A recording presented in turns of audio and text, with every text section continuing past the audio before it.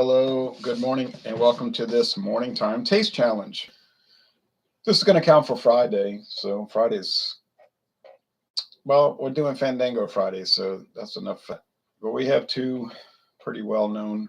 One is very well known. One is fairly well known single malt whiskeys.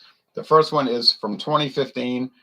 It's been on the market 7 years. The Glenlivet Founders Reserve. Now, when this first came out, it was only sold in, I think, Japan or Asia, and then it was popular, so they spread it to the rest of the world. This box says 2019. It's heavily vanilla with toffee, floral, and fruity notes evenly matched, but the vanilla takes the forefront on this. It says no age statement. The Glenlivet is a company founded in 1824. A lot of their whiskey is used in blends. Their single malt is used in blends with the grain whiskey.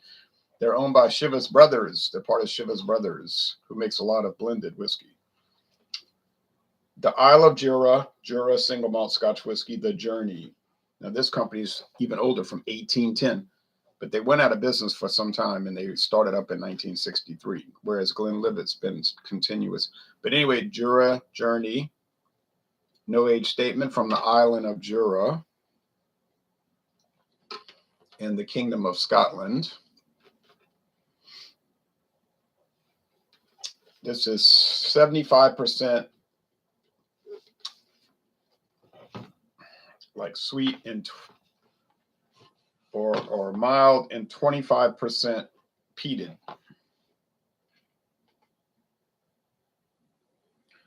Rich fruit, gentle smoky notes, amber golden color with aromas of vanilla, spice, citrus, and a hint of sea spray, followed by cinnamon, pears, pecans, toffee, fudge, and the aftertaste. I didn't pick up all that stuff, but I did pick up that quarter way along smokiness. So take it out the box. Got this foil cap cover. Price runs about $23, $24. Glenlivet about $34. So we're looking at a $10 difference in price. At least it might be more than $10 difference. Is it going to be worth the difference? I don't think it's going to be worth the difference, but we're going to find out. We're going to find out. Okay, so the Jura is here because that's the one that's been going up against everybody recently. Jura versus everybody. We got the Glenlivet.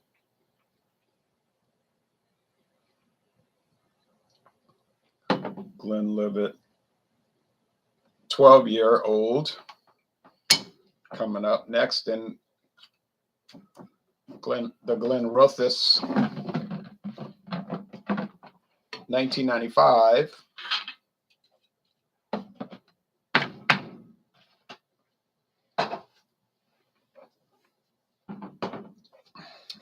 to 2003, 18-year aged.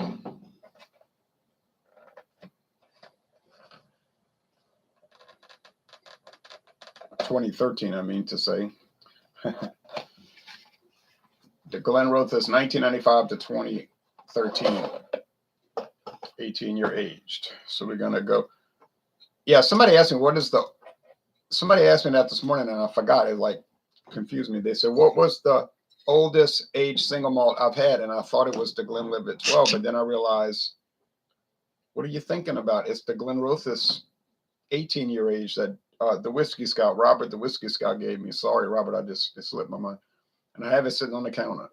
This is a hunk of cork, a true hunk of cork with a plastic cap. Now, the other one has a particle board cork, the press board cork. Nice.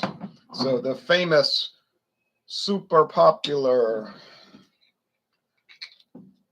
the Glenlivet light blue label, the Founders Reserve, Founders Reserve, Founders Reserve. And this is a 2019 bottling. Yep, there we go. This bottle before the scamdemic started. All right.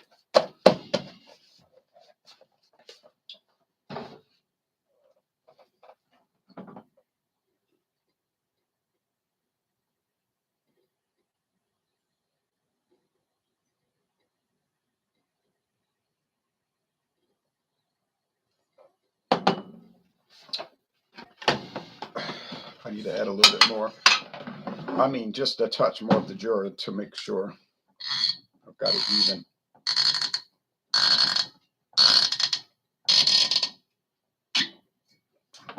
Just want to get it right. I'm not going to add any more Founder's Reserve if this is wrong.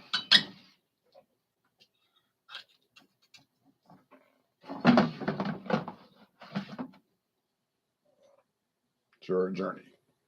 Pretty bottle, huh? Black and gold with copper. Black, gold, and copper. Beautiful bottle. Great looking bottle.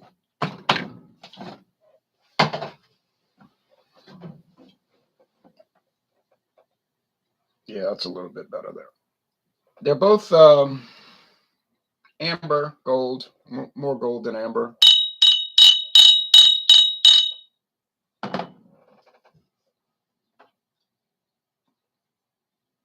I watched a lot of your older posts doing beer reviews and was very good reviews. Thank you. I'm about to have some Jack Daniels myself. Cheers, says HC.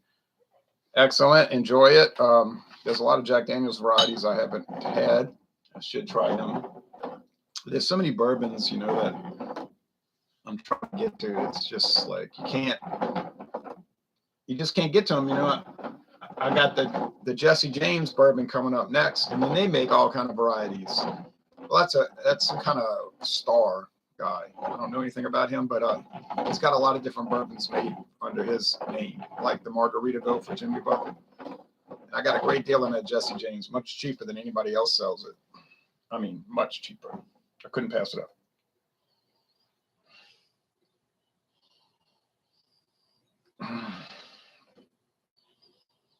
Yeah, honey, nectar, sugar water, whiskey, soaked wood, all those things. It must be the journey. Let's go over here.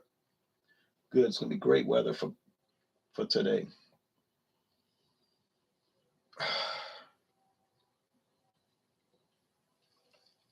More wood, a lot of vanilla, and didn't the Glenlivet say it was vanilla forward? Yes. I guess they're using old bourbon barrels, ex-bourbon barrels. Yeah. It probably says on here.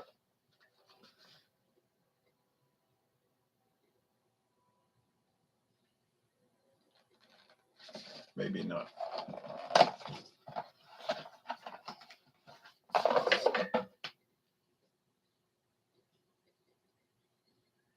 Matured. Oh. Selective use of first fill American oak casks. I was right.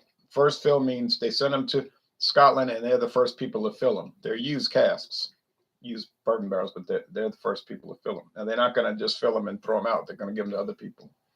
Maybe cheaper whiskeys, and they'll use the fourth, fifth, sixth time. The smooth flowing one, the Glenlivet. That means smooth flowing creek. We have creeks in North Louisiana. We have bayous in South Louisiana, and they have glens in Scotland. Panthers rule says, you, bro, you to you. Cheers, everybody. So on the nose, I think that's the Jura, that's the Glenlivet. Founder's Reserve. Jura Journey, Glenlivet, Founder's Reserve. But I'm not sure. Let's go with the taste. That Glenlivet looks expensive. Well, it's about $34. Cheers, back to you. But let's check the price. We'll check the price at Total Wine. The updated today's price. And Mathern's has this new product. It just came out using real strawberries and real cream, dairy cream. But it's $15.99. And usually stuff runs $10.99. So I was like, man, I don't know. But I've been checking around. Doesn't look like anybody else sells it. But I'm going to keep checking because, you know, I'd like to save some money. So that tastes very nice. Let's see. Jura Journey. $22.97. Price has not changed. Even with the JB inflation.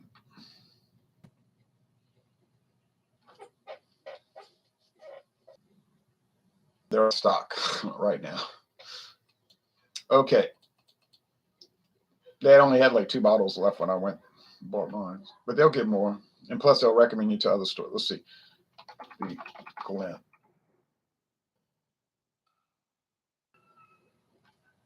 Taste this one while I'm looking it up.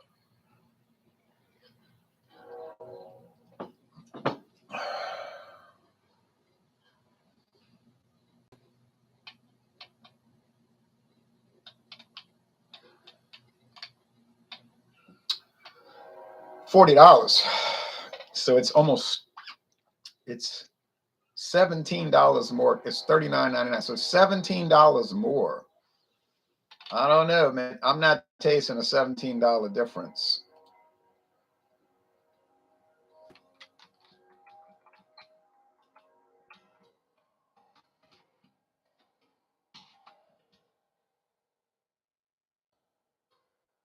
Let me see if Walmart's got that strawberries and cream. If not, I just have to bite the bullet on it, you know. They got Bailey's. I guess this is meant to compete with Bailey's. They got Tequila Rose, which probably that.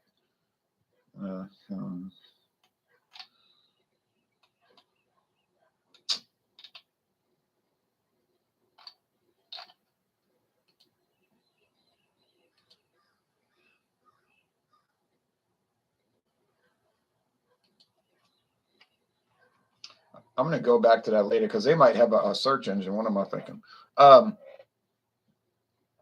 It's $39 a fifth where I'm at. Yeah, so $39.99 here. So, you know what I was surprised by when I went to the liquor store recently? Ciroc vodka costs more than Grey Goose. They're both premium brands. I don't know why Jack Daniels is so expensive. Well, the name. I know you probably don't celebrate 420, Ron. No. The funny thing is that marijuana-related holiday is on the same date as Hitler's birthday. Weird connection. That's right. Been cutting back on beer lately. Hope you're well. I'm fine, Lurk. Yeah, and he didn't smoke or drink alcohol or eat meat. He was a vegetarian because he thought eating meat was cruel to animals. He didn't smoke cigarettes because he thought they were unhealthy, and he didn't drink alcohol because he thought it was unhealthy. He was an odd character. Okay. Checking in, Ron. Didn't want to miss this one. Thank you, JB, JF, JB, Jeep and Foodie, Caleb. All right. Now, this one has a little smoky. Let's get down to it. This one. This one's going to be tough. But I'll tell you right now, what's not going to be tough. What is not going to be tough is picking the winner.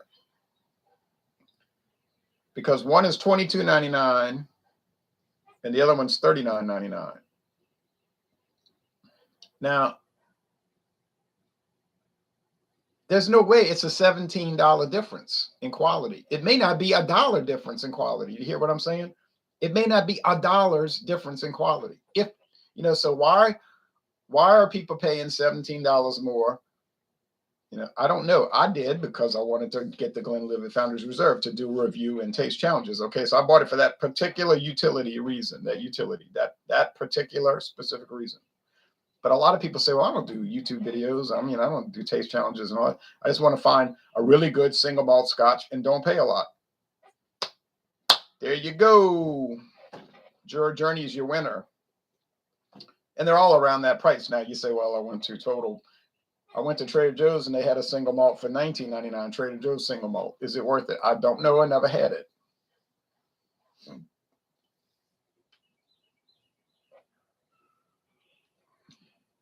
I bought one at Albertsons, a 10-year age single malt, 10-year age Speyside single malt a few weeks ago for $21.99, $1 cheaper than the Jura. And it has an age statement. Is it better than Jura? I don't know. Is it the same? Is it worse? I don't know. I won't know till I try. Is it any good? I don't know. Glenlivet. It's around. People sell it.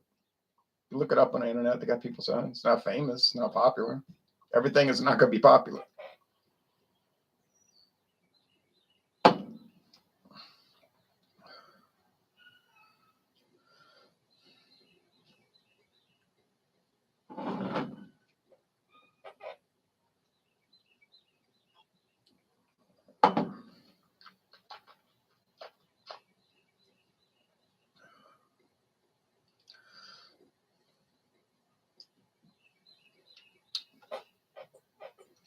This one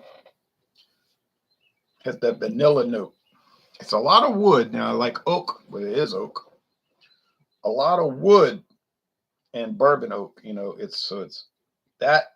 If you like mild Scotch, mellow Scotch without sharp biting edges, easy drinking Scotch with a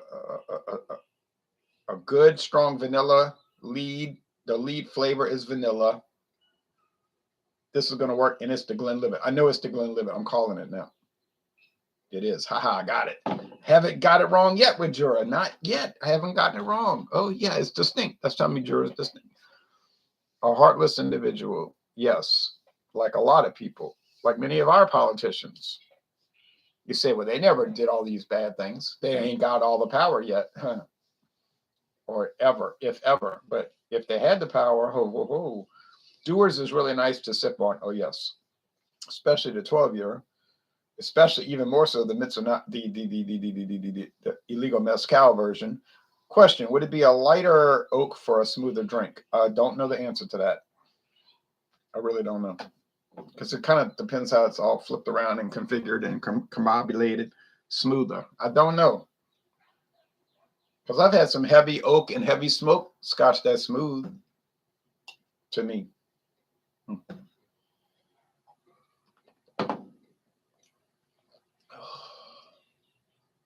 There's smoke here. See, I knew when I tasted it and I caught that smoke, that nailed it for me. I said, oh, yeah, that is the Jura right there. It has smokiness, like they say on the website, 25% smoky, 75% not smoky. At least they have a graph, a chart, and that's very helpful. You say, well, that influences you. Well, yeah, okay, but then it helped me in a blind taste test to differentiate. Is there any peaty smokiness in the Glenlivet 12? The Glenlivet Founders Reserve. Glenlivet Founders Reserve. No, there isn't. No, still good. I'd rather the smoke myself, and that's me. It's not a quality issue. It's a personal preference issue. Some people like smoked meat. Other people don't. That doesn't mean one person's good and one person's bad. But people are insane in that kind of thinking like that. Like, well, I like smoked meat, so if you don't, that means you don't have a good taste in meat. So that's you have to have a child's mentality to view life that way. But some adults have a child's mentality. Many adult males are like children. You say, well, he's 50 years old, he's 40 years old, he's 30 years old, but they're like children. They act like children in almost every way. You say, well, that's a result of cultural deterioration and conspiratorial activity in American society. Yes, that's true. There's no doubt about it. But let's get back to this and not dwell on things that started May 1st, 1776 in Ingolstadt, Bavaria, in the Holy Roman Empire. All right.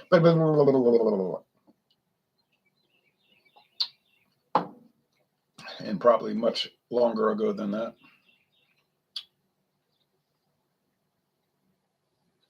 To me, I just think the Jura Journey is a better product. I'm not knocking the Glenlivet Founders Reserve because I like it. And people, if someone asked me cold, hey, I was thinking about getting Founders Reserve from Glenlivet, is it worth it? I'd say definitely. Is it worth $39.99? I'd say yes, it is. And I would leave it at that because they want to try it. Now, if they continued the discussion by asking me, although I was wondering if they had any other better options, like is sort of a flavor but a lower price because I'm on a budget and so forth. I would say, now that you mention it, I know of one that's $17 cheaper. And in my opinion, has a better flavor, not by any great margin, but a slightly better flavor. And that would be the Founders, help me now, the Jura Journey. So the Jura Journey is really one of the secret weapons of the single malt Scotch whiskey world, I think, because I didn't know what to expect. I said, oh, $22.99, it must be awful, you know. That's my thinking, you know, that's your initial thinking. It must be awful. But it isn't. You say, well, they got to sell it cheap because they're not well known. They can't get away with that, charging for the name and so forth. That's right. When you got the name, you can charge for it. It's the same kind of attitude. They got people go, I drink my JD. Do I like Jack Daniels? Yes. Do I rip on it? Do I disparage it and talk bad about it? I never do. On the other hand, can you find Tennessee whiskey that's much cheaper and probably as good, if not better? Absolutely, you can. Same thing with Canadian. Same thing with Scotch. Same thing with Irish. Same thing with American, blended and straight. You know, it's the same old story. About a lucky lady. All right. Yeah, the Johnny Walker Black is smooth to me. It's good taste, in my opinion. Good taste. I've never had the black. This is funny. I've never had Johnny Walker Black, but I've had the double black. Well, I found a good deal on the double black, so I bought it. Do I plan to buy the regular old black, the 12-year, which is a very old product, been around since 1867. It was called Old Highland whiskey 12-year. And then in 1909, they renamed it Jack Daniels Black Label. Jack Daniels. Oh, wow. The what they call it, Johnny Walker Black Label. Yes, I do plan to buy it. I will buy it. I will buy it. Hitler didn't want to hurt animals.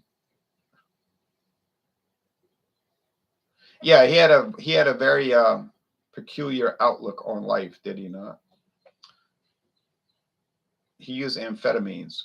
That's probably true. You know, in the 1940s, amphetamines were considered like this wonder drug, you know, methamphetamine. And they thought, oh, yeah, it has all these uses. It's safe. And this stimulant is a stimulant. But then the German government over time decided, no, there's a lot of negative side effects to this stuff that we didn't really know about, but we've learned about it. And so they started cracking down on it, getting rid of it. They said, oh, this stuff's poison. You know, it's the negatives outweigh the positives 1,001. Stuff's horrible. Really, even though they developed it. They after the war, the United States occupied the country, well, at least the western part in Western Berlin. And then curiously, but not so curious if you are up on what goes on in the world, not so curiously, methamphetamine started hitting the streets around the United States, especially Los Angeles, like in 1946, 47. And wasn't too long after that, that crazy thing started happening, like real bizarre murders. Like you say, these people must have been out of their mind. You know, they must have been out of their head to do something like this. There's your answer. They were hopped up on bennies and all these things. So then you started having the phenomena of the speed freaks. And then what the rest is history. Current history, unfortunately. But yes, Johnny Walker Black is strong to me. Well, I can't comment on it. I've never had it. The double black was smooth as silk. I thought I could drink that double black every day and never get tired of it. Glad to see your liquor reviews and challenges are back. Lent sure did fly by, didn't it? It didn't fly by for me. No, I was counting down every day. I was like, I got 40 days left. 30 days, 39 days left. 38 days left. I mean, it was slow. To me, it was slow. You know, I was like, I can't do this. I can't take it. I mean, I knew I could do it, but it was just so, I wanted, like, I had that drive, you know, I want to do these taste challenges. I want to try. So it was very difficult, but not impossible. That is why I drank Evan Williams Green Label. It's an insane bargain. You're right, Kevin Johnston. It's not even listed on their website. So if you get on the Evan Williams website, it's as though the Green Label does not exist. And I think around the country, a lot of people are not aware that it exists. I'm serious about that. The Curious and Strange World of Evan Williams Green Label. Charcoal filtered. The regular bottle does not say charcoal filtered, the black label. Aged 3 years. The regular is at least 4 years. Sour mash whiskey, bourbon whiskey. I know where to find it for $9.99. $9.99 for a full-size bottle. Evan Williams Green Label. Crazy. Now that thing would just blow up. Now that would be a great party trick. Great party trick. Because you have parties and you get the whiskey snobs showing up, the beer snobs, the wines, especially the wine snobs. Give me a break. But they'll show up talking trash, trying to one up everybody. But the blind taste test can really blow up their world because they're talking dog, Yeah, Evan Williams. Oh no, and all that claptrap. But you could bring them down a bunch of, but they wouldn't do it. That's the problem. They say, that's nerd. I don't do all that nerd stuff, blind taste tests and so forth. You'd say, yeah. Well, no. You could be at the party and say, no. You say all these things. You said all these things about the bourbons. So I'm saying, let's do the blind taste test. Of course, I'll reveal what it is after. You're the expert. I'm not. I didn't make any pronunciations about, pronouncements about being erudite whiskey drinker and all that. But if they would, they probably wouldn't. But if they would go along with it, oh my goodness. And let them pick. You say you pick the bourbons. So they might pick Four Roses Special Edition, 10-year age, small batch, 10-year. Old Fitzgerald, whatever they're going to pick. Blanton's travel exclusive, or whatever. And then you could sneak in Evan Williams Green Label. But it's got to be totally blind. It can't be what they know. Oh, you could destroy a lot of preconceived notions with that. And that could be done with beer, and that could be done with wine as well. Beer and wine. See, so the advantage of the blind taste challenge is it can really justify the lower price. Not always. Will it always do that? Oh, no. Do they have some actually wretched products for a cheap price? Oh, they do. Yes. Monstrously bad. But they show out, you see, but those will show out. And so what difference does it make? You just don't buy those, But the Jura Journey, you buy it. Because it's a through and through winner. It's a winner from start to finish. All right. I don't know how true it is, says Panthers Rule, but apparently they put John F. Kennedy on amphetamines in his last few months. He was alive. Apparently he was very ill his last few months. I never heard about that, but I know that he was very involved with a rather heavy drug usage, drug regimen, so to speak. Best budget tequila, says holy crap. Well, I don't know the best budget tequila, but I know a lot of good budget tequilas. I don't know if they're the best, but